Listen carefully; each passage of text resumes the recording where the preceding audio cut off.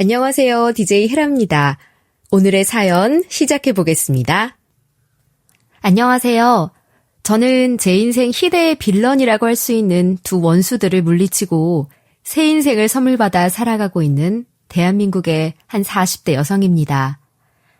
어떤 분들은 돌싱이 된 저를 보면서 어쩌다가 40대 나이에 혼자가 될 결심을 했냐며 앞으로 이 험한 세상 어떻게 살아갈 거냐며 걱정하시는 분들도 있지만 저는 오히려 더 늦기 전에 아직은 팔팔한 나이에 혼자가 된 것에 대해 매우 다행이라고 생각하며 지내고 있어요.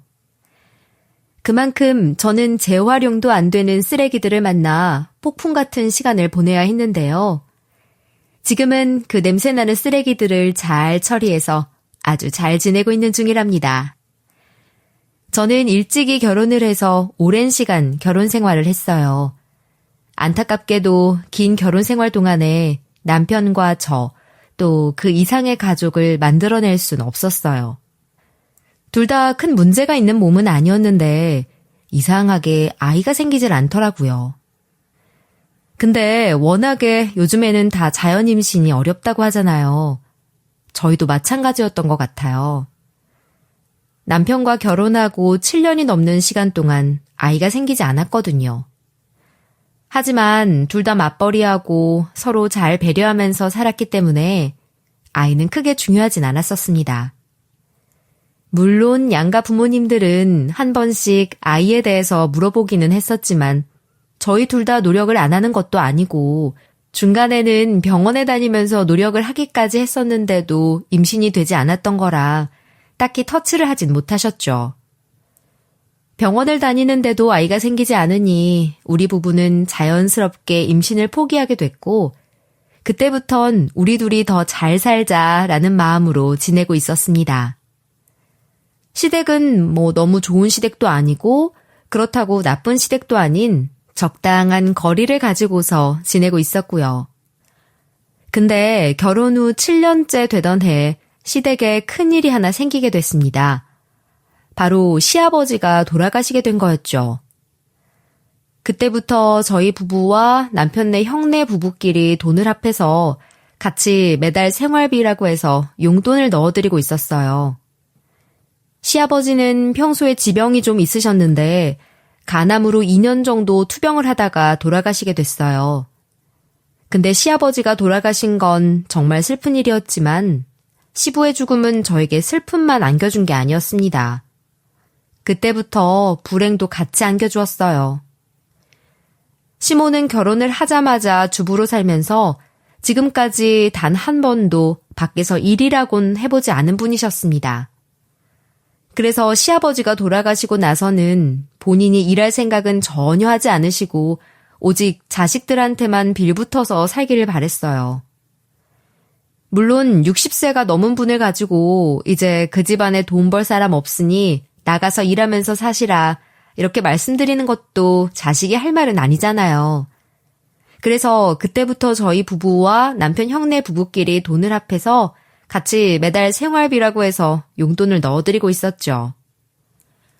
근데 그럼 솔직히 자식들 돈이니까 시모도 좀 아까운 줄 알고 고마운 줄 알아야 하잖아요. 시모는 아니었어요. 정말이지 철이 없고 뻔뻔스러워도 너무 뻔뻔스러웠습니다.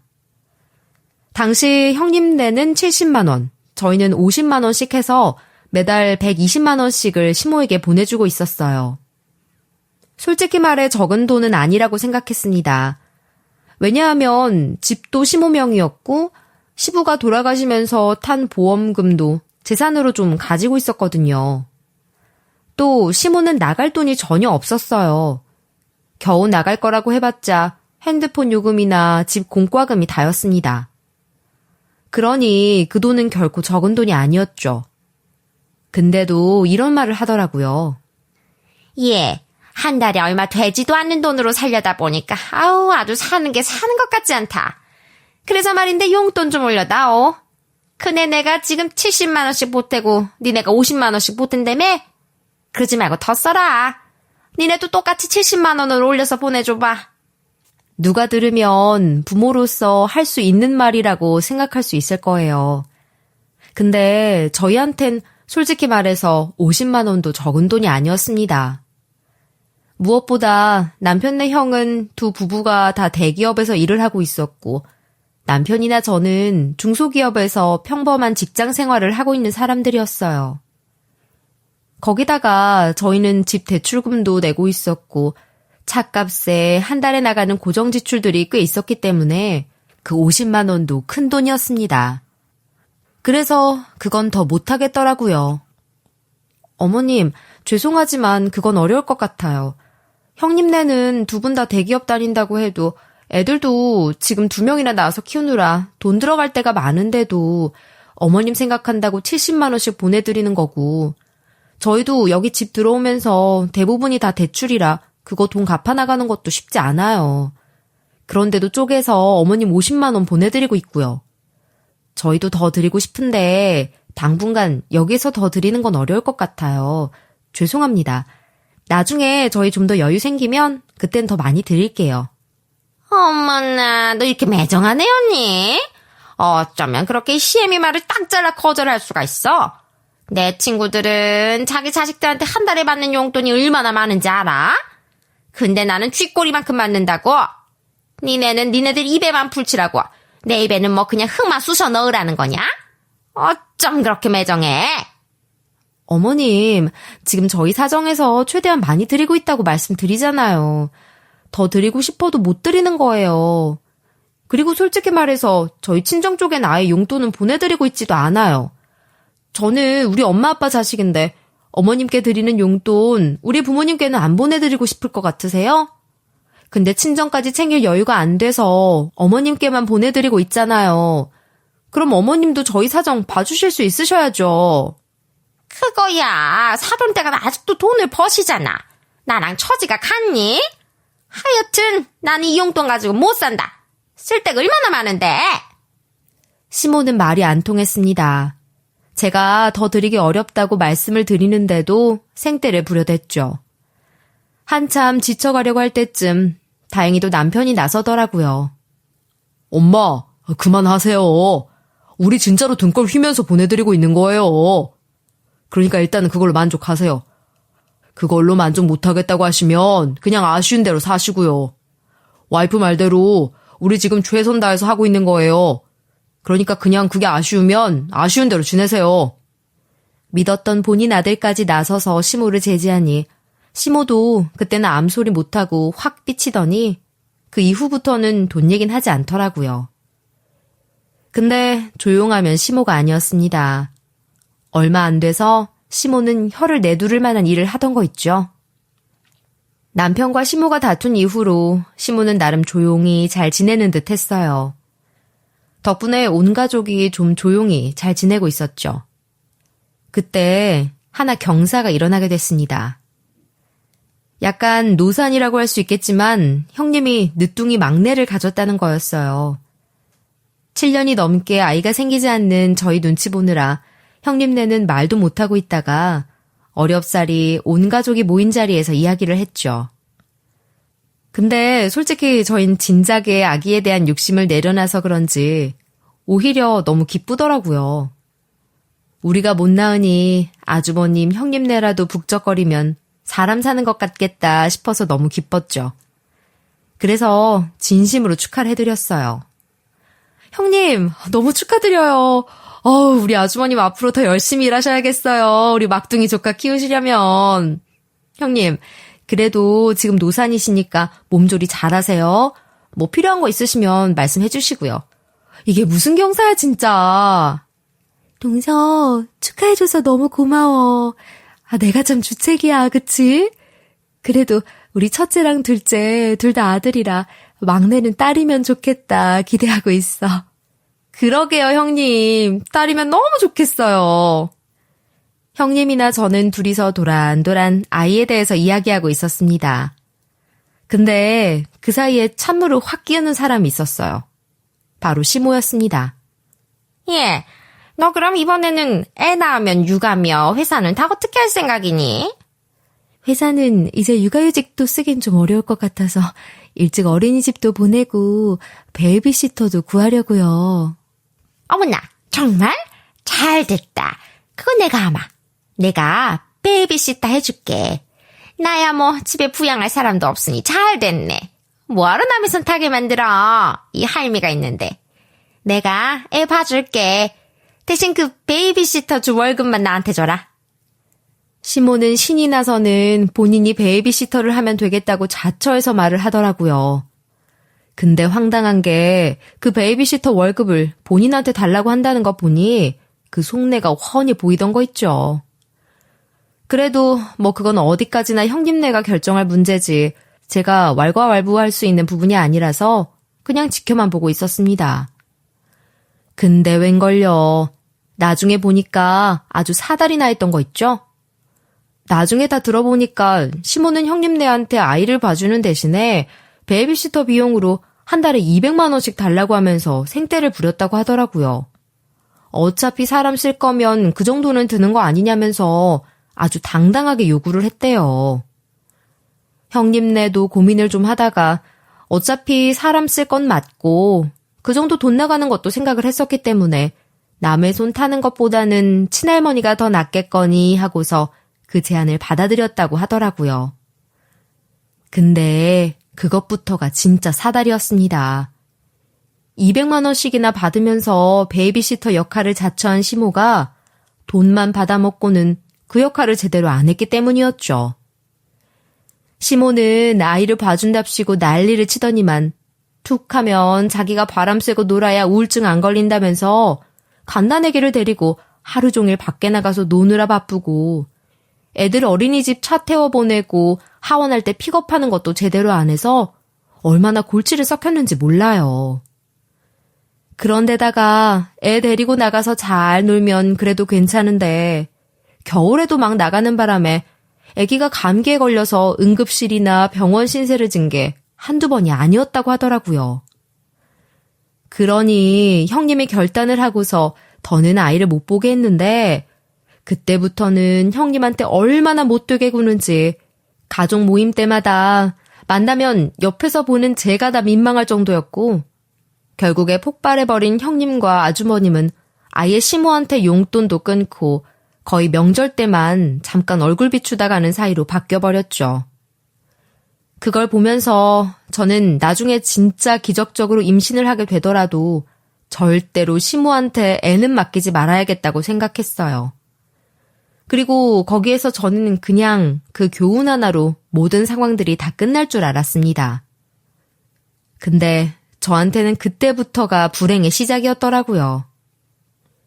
형님네가 열받아서 용돈도 끊어버리니까 그때부터 시모는 저희가 주는 50만 원만 용돈으로 받고 있었어요. 근데 한 달에 120만 원씩 받는 것도 적다고 난리쳤던 사람이 거기에 200만 원씩 꼬박꼬박 받으며 호화롭게 살고 있었는데 갑자기 50만 원으로만 생활하려다 보니 얼마나 몸이 근질거렸겠어요. 50만 원 용돈이 성에 안 찬 시모가 얼마 못 가 바로 요동을 치기 시작했습니다. 노는 거 좋아하는 사람이 돈이 없으니 답답하다면서 저희한테 용돈을 올려달라고 하더라고요. 근데 그때 남편이 알아서 잘 처신을 하던 거 있죠? 솔직히 시모랑 부딪히는 문제는 며느리가 아니라 남편이 알아서 커버를 해줘야 하잖아요. 근데 남편이 믿음직스럽게 잘하기에 다행이다 여겼죠.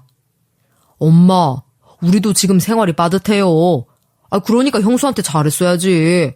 형 마음까지 돌아서게 만들어서는 왜 애먼 우리한테 용돈을 더 올려달라고 하세요. 우리도 더 주면 좋겠지만 지금은 여유가 하나도 없어요. 그러니까 아직 엄마 건강하시고 또 힘도 있잖아요.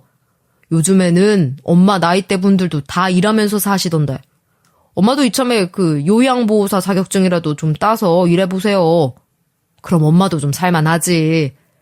사실 우리한테 기대서 살긴 아직 엄마 너무 젊으시잖아. 너는 자식이라는 놈이 이 엄마한테 나가서 일하라는 소리 말고는 할 소리가 없어? 아이고, 내가 원수를 키웠어. 아이고, 내 팔자야.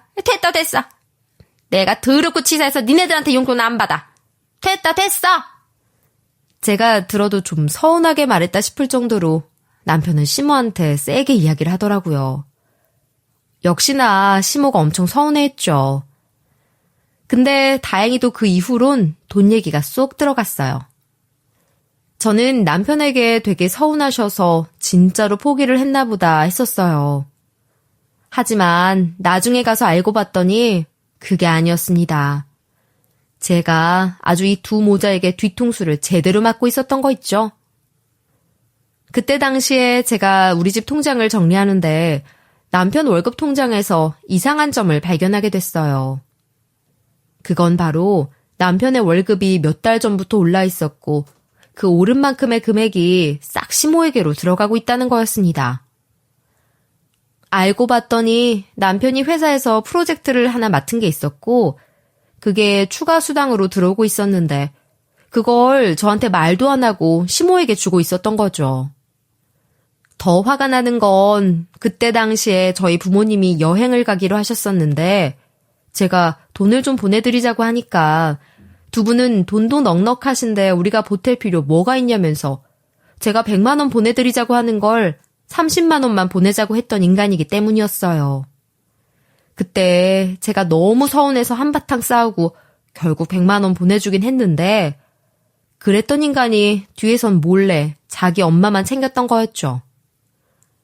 저는 절대로 그냥 넘어갈 수 없었기에 바로 통장을 가지고는 남편 앞에 던지면서 말했어요. 당신은 우리 엄마 딸인 나한텐 당신 엄마 며느리 노릇까지 다 하라고 하면서 너는 죽어도 사위는 싫고 니네 엄마 아들로만 살고 싶니?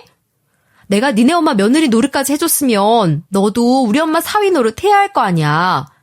근데 우리 부모님 여행 가실 땐 꼴랑 30만 원 넣어주자며 온갖 짠돌이 행세는 혼자 다 부렸으면서 니네 엄마한테 보내주는 돈은 그렇게 나 몰래 턱턱 보내줘? 그런 식으로 할 거면 우리 부모님한테도 똑같은 금액으로 용돈 보내. 우리 부모님한테 보내지도 않을 거면 당장 보내는 거 그만두던가. 나 절대로 이거 그냥 못 넘어가. 니네 엄마한테 가서 도로 다 받아오기 전에 네가 알아서 그만둬. 남편은 제가 자기 엄마 용돈까지 다 끊어버리던지 아니면 우리 부모님한테도 똑같이 보내라고 하는 소리에 꼼짝없이 꼬리를 내렸어요. 제가 한다면 하는 성격인지라 여차하면 진짜로 시모한테 보내는 돈까지 끊어버릴 걸 알았기 때문에 순순히 제 말을 따를 수밖에 없었죠.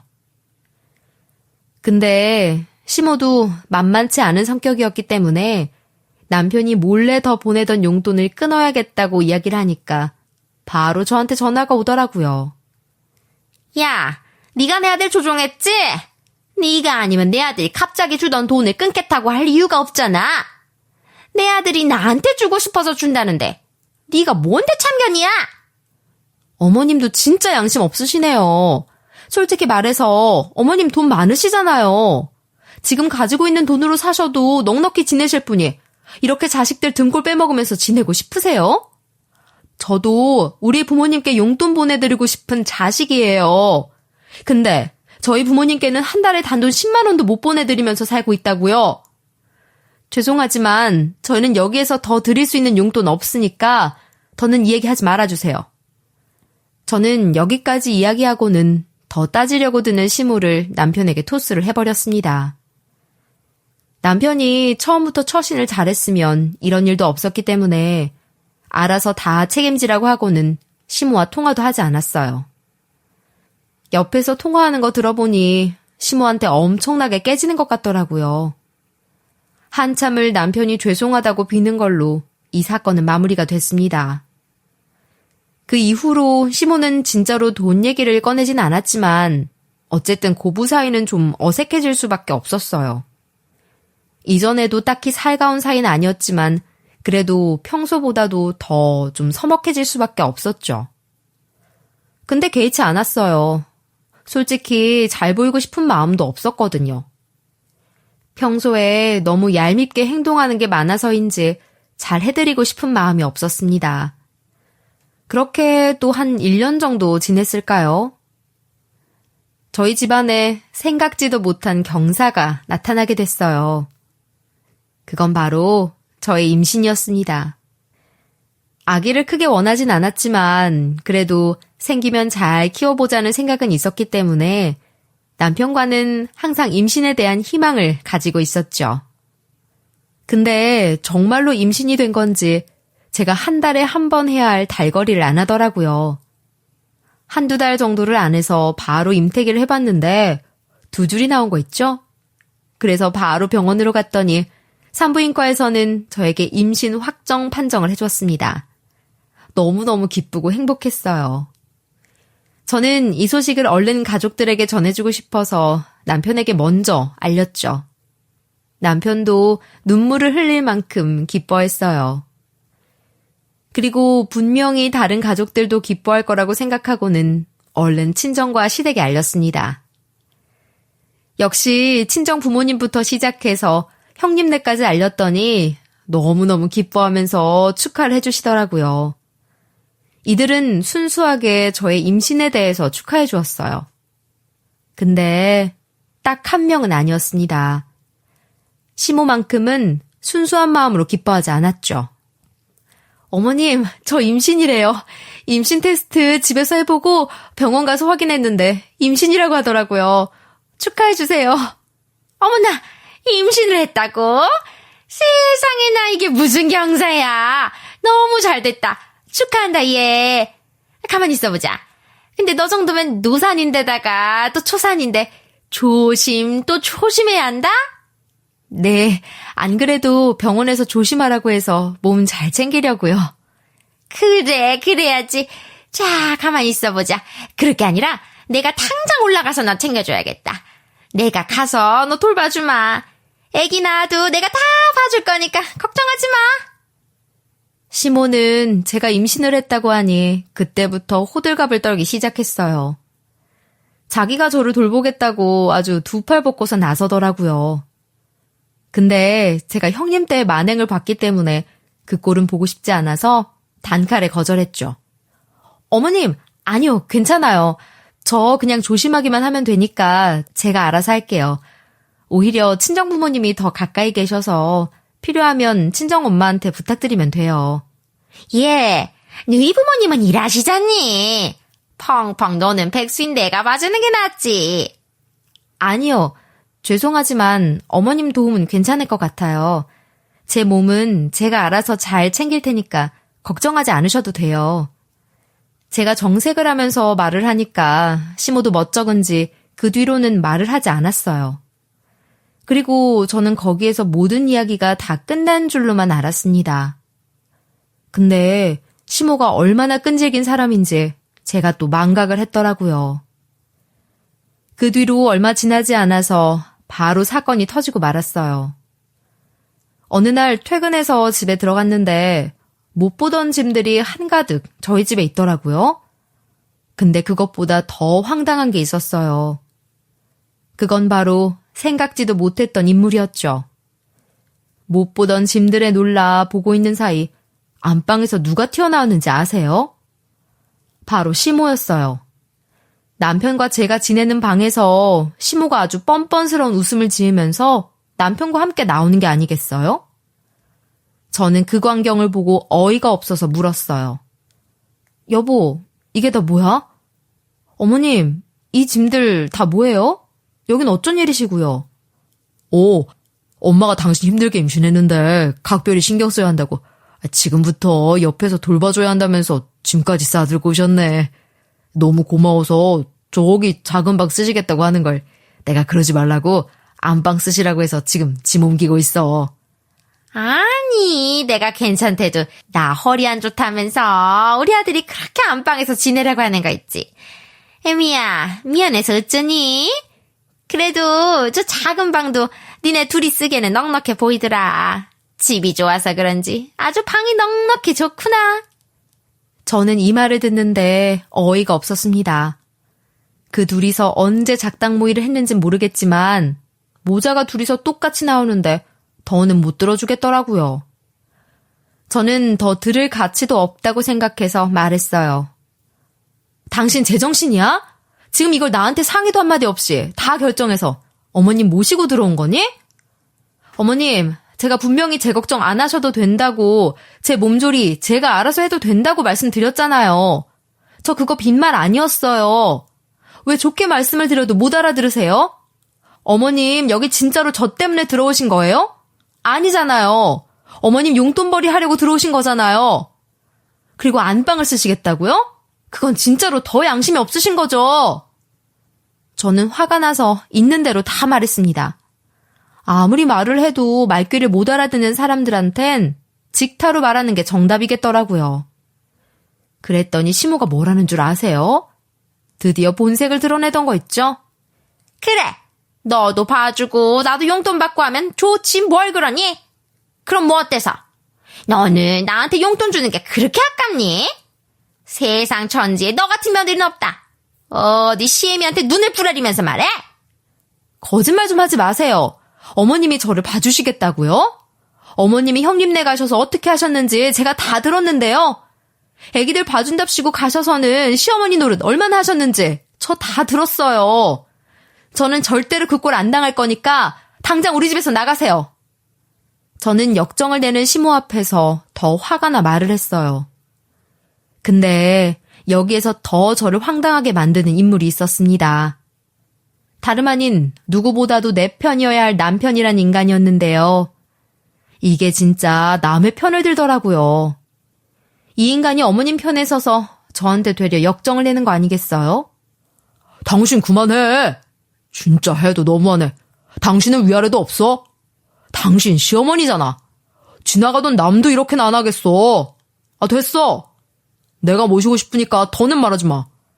당신이 우리 엄마 진심을 알아주든 말든 이젠 내가 엄마 모시고 살 거야. 그러니까 그렇게 알아. 되려 저한테 화를 내는 남편을 보면서 내가 이런 사람을 남편으로 데리고 살았구나 싶더라고요. 이제 막 생겨버린 우리 아이가 무슨 죄일까 싶어 이 모든 상황이 다 원망스러웠죠. 아이 임신하기 전에 남편이 이런 사람인 줄 바로 알았더라면 이혼했을 텐데 너무나 늦게 알아버린 이 상황이 절망스럽기까지 했습니다. 그래도 저는 이혼을 결심하고 그때부터 더 막 나갔어요. 내 뱃속의 아이는 내가 책임지고 살겠다는 생각으로 이 뻔뻔이들을 일단 내 집에서 내쫓아야겠다고 생각했죠. 그래서 일단은 안방부터 다시 되찾기 위해서 안방에 들어가 있는 시모 짐부터 싹 다 꺼내버렸습니다. 그랬더니 두 모자가 아주 난리를 치는데 어이가 없더라고요. 근데 그래도 저는 무작정 이 물건들을 다 거실로 내던져 버렸어요. 무엇보다도 저는 이혼을 하더라도 이 집을 양보할 생각은 없었기 때문에 끝까지 이 집에서 버티려고 했죠. 이 인간들도 그때부터는 아예 막 나가기로 했는지 더 막장으로 나오더라고요. 제가 아무리 나가라고 해도 듣지도 않았어요.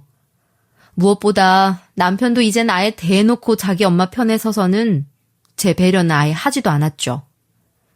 그렇게 2대1로 대치를 하는 중에 시모와 남편이 완전히 이 집을 장악하면서 임신한 저는 배려도 안 하고 둘이서 만날 밤마다 TV는 시끄럽게 틀어놓고 맥주를 마시면서 시시덕거리는 게 아니겠어요?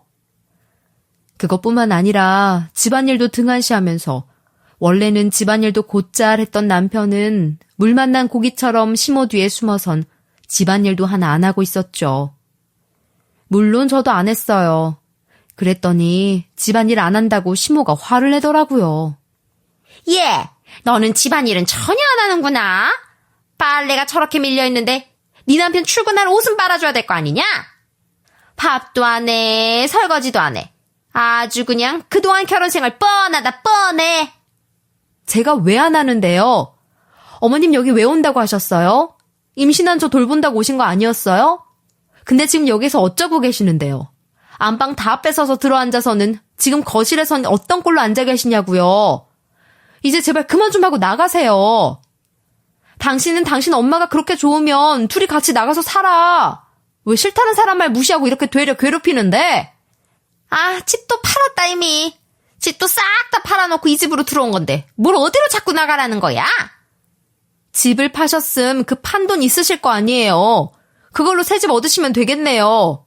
저는 절대로 어머님이랑 같이 못 사니까 당장 새 집 구해서 나가주세요.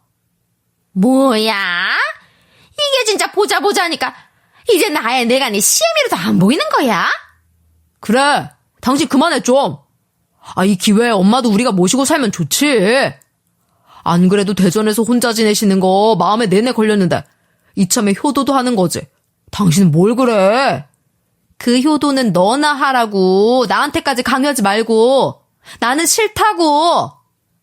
급기야 남편과 저의 언성까지 높아졌고 저는 정말 마지막 발악을 하듯 남편에게 이야기했어요. 근데 그걸 본 시모가 갑자기 화가 머리끝까지 났는지 분에 못 이겨서 충격적인 행동을 하는 거 아니겠어요? 그건 바로 잔뜩 흥분을 한 시모가 제 어깨를 툭 밀쳐버리는 거였습니다. 그리고 흥분한 시모가 앞뒤 안 가리고 저를 밀쳤기 때문에 힘 조절이 되진 않았어요. 덕분에 저는 밀쳐지자마자 뒤로 쾅 하고 넘어졌고 저는 그 순간 아주 쎄한 느낌을 받아야 했습니다. 순간 바닥에 엉덩방아를 찢는데 뭔가 잘못됐다 싶더라고요. 그리고 그걸 본 시모도 저를 밀치면서 아차 싶었는지 그제서야 뒷수습을 하려던 거 있죠. 얘, 괜찮니? 아니, 그러니까 너는 왜 사람 화를 돋구니? 네가 그냥 가만히 우리 말만 들었어도 내가 이렇게 화낼 일 없잖아. 여보, 괜찮아? 그러니까 그냥 엄마 들어와서 하시는 대로 좋게 좀 잘 지내지. 어디 봐. 병원 가야 하는 거 아니야? 나랑 같이 가보자. 남편과 시모는 호들갑을 떨면서 말을 했어요. 그제서야 뒷수습을 하려는 모습이 아주 눈물겨웠죠.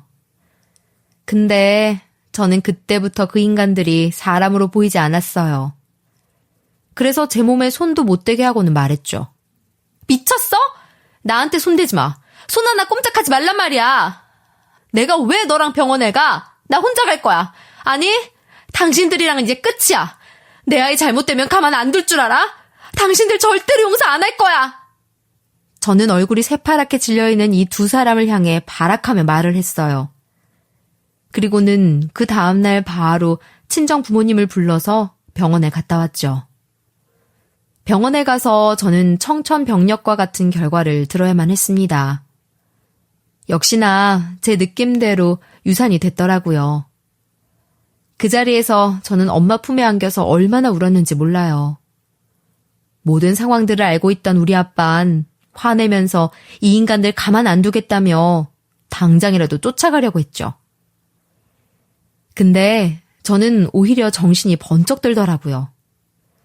사람이 너무 큰일을 당하면 머리가 차갑게 식는다고 하잖아요. 그게 무슨 느낌인지 그때 딱 알게 됐죠. 저는 그때부터 이성을 찾고는 부모님께 제가 전부 다 알아서 하겠다고 말씀드리고는 바로 이들에게 복수를 할 계획을 세웠어요. 그리고 그 계획을 위해서 일부러 남편 놈과 시모에게는 유산이 됐다는 말을 안 했습니다. 제가 집에 도착하자마자 시모와 남편은 그래도 나름 걱정은 많이 했었는지 버선발로 달려와서 묻더라고요. 여보, 어떻게 됐어? 애기 괜찮아? 잘못된 거 아니지? 아가, 뜸들이지 말고 빨리 얘기 좀 해봐. 어떻게 됐어? 애기는 무사하다니? 네, 무사하대요. 대신에 진짜 큰일 날 뻔했다고 지금부터 몸 안 챙기면 진짜로 큰일 날 거라고 하던데요. 각별히 더 주의해야 한다고 의사 선생님이 신신당부했어요. 이 둘은 제 말을 듣자마자 잘 됐다면서 가슴을 쓸면서 이야기를 하더라고요. 제 말을 들은 이 사람들은 그때부터 좀 자중해야겠다 싶었는지 저에게 잘해주기 시작했어요. 하지만 이미 아이를 잃어버린 저는 그들이 좋게 보일 수가 없었습니다. 그래서 끝까지 복수를 계획하면서 그 준비하는 과정 중에 그들을 계속해서 속였죠. 저는 제대로 그들을 안심시키기 위해서 3만 원짜리 임산부 가짜 배 모형까지 사서는 연기를 했어요. 그러면서 제일 먼저 시모에게 안방부터 뺏었습니다. 그리고 남편도 들어오지 못하겠죠.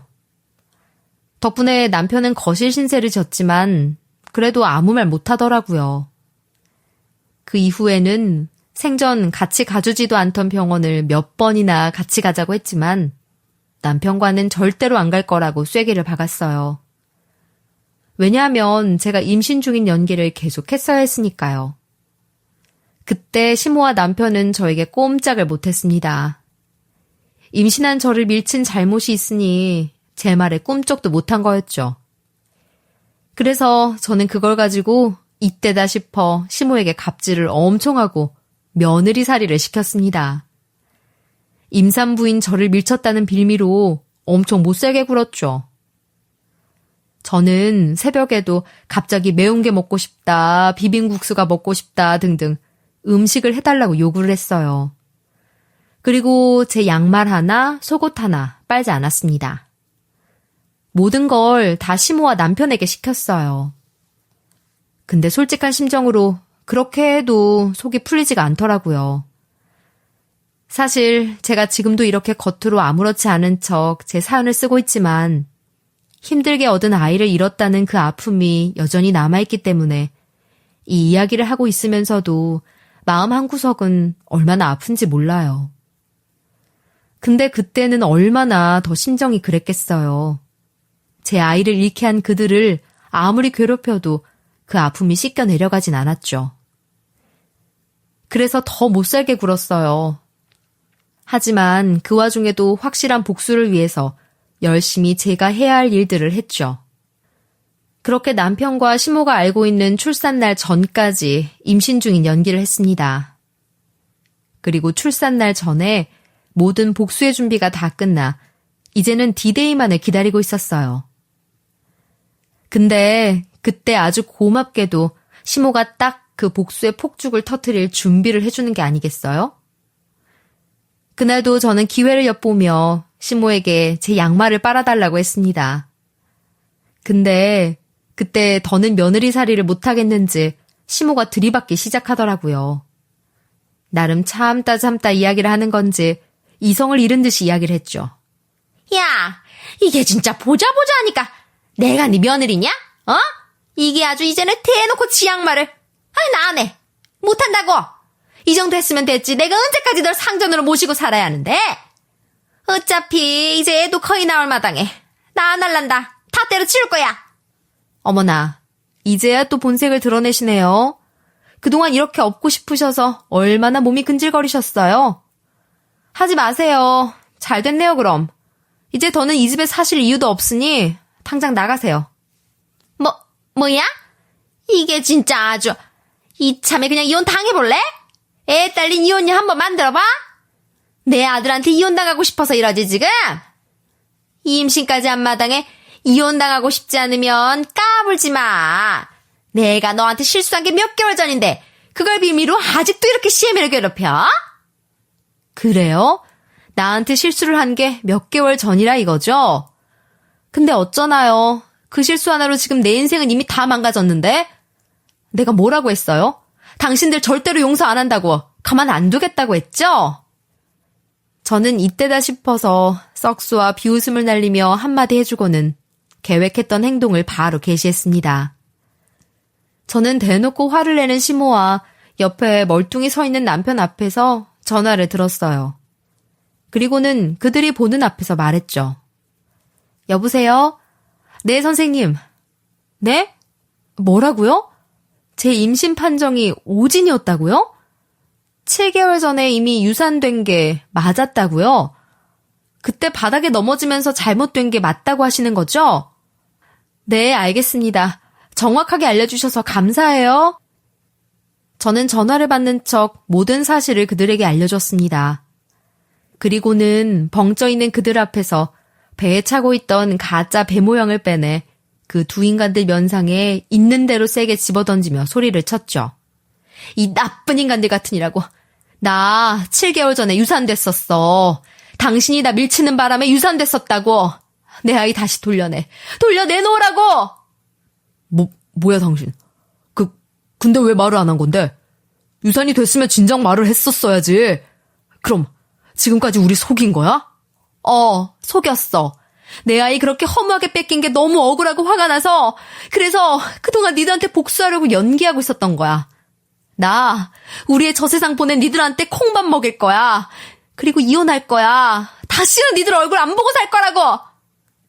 이 이야기를 전한 뒤에 저는 더 지체할 것도 없었습니다. 미리 이혼 도장을 찍어서 준비해놨던 이혼 서류까지 꺼내와서는 남편 놈 얼굴에다가 던져버렸죠. 그리고 더는 아쉬울 것 없다는 듯이 시모에게도 당장 이 집에서 나가달라고 했어요. 자, 당신 소원대로 이혼해줄게. 애 딸린 이혼녀 되고 싶냐고? 어쩌지? 당신 때문에 이미 나한테는 애가 없는데? 당신 나한테서 아이 뺏어간 거 철저하게 후회하면서 보상하면서 살아야 할 거야. 무슨 소리야? 내가 왜? 증거 있어? 증거 있냐고. 이미 7개월도 다 지난 일을 네가 무슨 수로 다시 들먹으면서 복수를 할 건데? 이만큼 당해줬으면 됐지? 그건 내가 다 알아서 할 거고요. 당신은 그냥 가만히 앉아서 복수 당하기만 하면 돼. 그리고 이혼하는 마당에 더는 당신들 얼굴 보고 싶지 않으니까 당장 내 집에서 나가! 여기가 왜 당신 집이야? 우리 집이지? 나는 당신이랑 절대로 이혼 못해. 아니, 안 해. 솔직히 난 아무 잘못도 없잖아.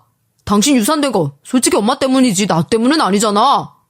그러니까 당신이 나랑은 이혼할 이유가 없지. 진짜 이 인간들을 보니 사람이 어디까지 밑바닥을 보일 수 있는 건가 싶어 기가 차더라고요. 시모는 이 집에서 나가면 갈 데가 없다며 안 나가고 남편 놈은 더 뻔뻔하게 자기 잘못은 하나도 없다며 이혼을 못하겠다고 버텨대서 결국엔 이혼 소송을 할 수밖에 없었죠.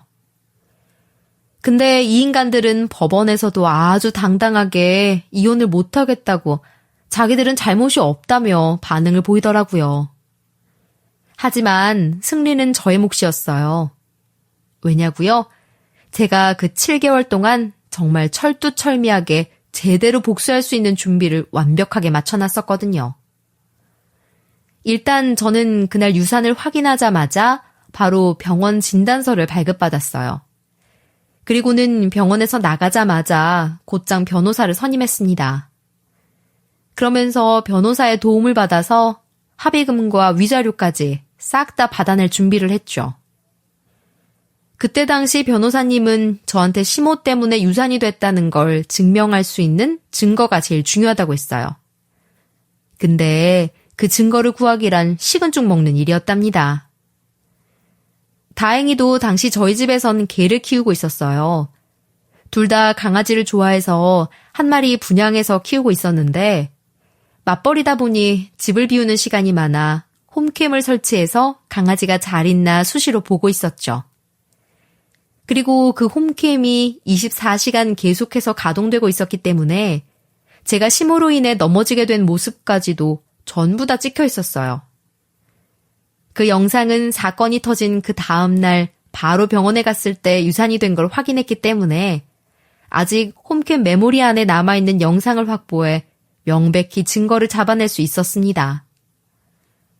그 뒤로는 한 번 유산 위험이 있었기 때문에 각별히 더 조심해야 한다는 핑계로 키우던 강아지는 저희 친정 부모님께 맡기고 그 홈캠도 싹 없애버렸어요.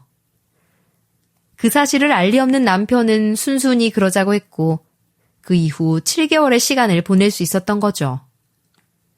그들한테는 유산된 사실을 말을 안 했기 때문에 남편은 그 홈캠 영상을 건들 생각조차 하지 못했어요. 근데 이 남자는 좀 멍청한 구석이 있었기 때문에 제가 유산이 되었다고 한들 그 홈캠 만질 생각은 못했을 거예요. 그래서 아주 순조롭게 그 영상을 가질 수 있었던 거죠. 그 영상을 그들 앞에 내보이고 나니 시모부터 해서 둘 다 얼굴이 새하얗게 질리기 시작했습니다. 이건 너무나도 빼도 박도 못하는 증거였기 때문에 결국 그들은 저한테서 완벽하게 질 수밖에 없었어요. 그리고 남편과의 더 확실한 이혼을 위해서도 제가 시모에게서 밀쳐지기 전에 그들이 집에서 행했던 모든 만행들도 다 증거로 남겨두었었기 때문에 남편은 꼼짝없이 저한테 이혼을 당할 수밖에 없는 상황이었습니다. 그렇게 모든 상황이 다 저한테 유리하게 흘러가자 그제서야 시모와 남편은 제 앞으로 달려와서는 무릎을 꿇고 싹싹 빌기 시작하더라고요. 여보, 미안해. 한 번만 용서해줘. 제발. 내가 이렇게 빌게. 그리고 앞으로 평생 당신 여왕처럼 모시고 살게. 제발 한 번만 더 나에게 기회를 줘. 어? 엄마랑 연애 끊으라면 연도 끊을게. 혜미야, 내 아들 말이 맞다. 나보고 네 눈앞에 보이지 말라고 하면 평생 안 보이고 살게. 그러니 제발 용서해줘라. 이렇게 두 손 두 발 가지고 싹싹 빌마. 내가 왜? 당신들 때문에 내가 얼마나 힘들었는데 왜 내가 당신들을 용서해줘야 해? 나는 당신들 용서해줄 생각 눈꼽만큼도 없어. 용서할 생각이 있었다면 여기까지도 안 왔겠지. 이 시간까지 질질 끌지도 않았을 거야. 그러니까 딴 생각 말고 제대로 나한테 손해배상하고 이혼 당할 생각이나 해. 너무나 증거들이 명백했기 때문에 남편과는 바로 이혼을 할 수 있었고, 동시에 시모에 대해서는 철저하게 모아둔 증거들을 가지고 시모에 대한 민형사 소송을 걸었는데 그것도 다 제 승리로 끝낼 수 있었습니다. 이 모든 결말을 위해서 그들도 모르게 다 저만 준비를 했었기 때문에 그들은 준비할 틈도 없이 속수무책으로 저한테 당할 수밖에 없었죠. 결국 시모는 법의 판결을 받아서 저를 유산시킨 죄에 대해서 감방까지 가지는 않았지만 거액의 손해배상을 청구당했고, 남편에 대해서는 그동안 시댁에서 살면서 겪었던 시댁살이, 용돈을 시댁에만 보냈던 것, 제가 수입이 더 많았던 것, 그 덕에 집 대출금이나 생활비도 모두 다 제가 더 많이 해결한 것까지 다 참작이 돼서 위자료까지 싹 다 받아내고는 이혼을 할 수 있었습니다. 덕분에 그들은 완전히 빈털터리가 됐어요. 시모도 말만 그런 줄 알았는데 대전에서 혼자 살던 집을 실제로 팔아서 저희 집에 들어왔던 거더라고요. 그 돈은 자기 주머니에 쏙 가지고 있었던 모양인데 결국에는 저한테 손해배상을 하느라 고스란히 다 저한테 보내줄 수밖에 없었답니다. 하지만 그것만으로는 턱없이 부족했어요. 남편이 저에게 줘야 할 위자료까지 남아있었기 때문이죠. 그래서 전 남편은 지금도 계속 월급 받는 족족 저한테 보내고 있고, 전 시모는 더는 생활비 용돈을 받을 곳이 없어서 어디 가서 가사 도우미 하면서 돈 벌어 지내고 있는 듯 하더라고요. 저는 두 쓰레기들을 잘 처리하고 나서는 저희 친정 부모님 댁에서 지내고 있어요. 남편 놈이랑 살던 집도 제가 다 고스란히 가지고 올 수 있었는데 그 집마저도 꼴도 보기 싫어서 바로 팔아버렸죠. 그래서 지금은 친정 부모님 집에서 지내며 다시 새로운 인생을 살고 있는 중이랍니다. 부디 앞으로는 제 인생에 이 같은 쓰레기들은 만나지 않길 바라면서 지낼 뿐이에요. 앞으로도 제 인생 응원해 주시길 바랄게요.